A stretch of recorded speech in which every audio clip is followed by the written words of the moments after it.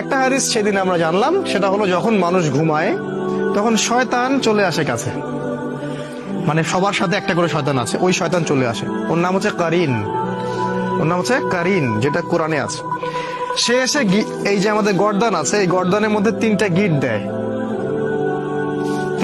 এবং প্রতিটা গিটের সাথে সে বলে, তোমার সামনে দীর্ঘ রাত, তুমি ঘুমাও, তোমার সামনে দীর্ঘ রাত, তুমি ঘুমাও, তোমার সামনে দীর্ঘ রাত, তুমি ঘুমাও, আরামে ঘুমাও।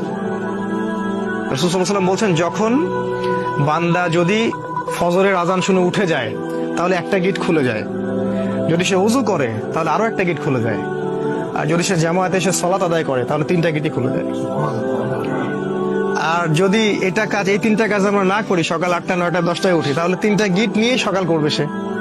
তাহলে চিন্তা করেন তার সারাদিনটা কেমন যাবে।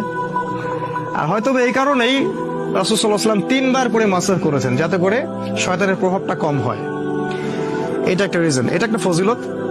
আর আমি যেই কথাগুলো বলছি, এই যে ফু দিয়ে মাসাহ করা, আবার গিটের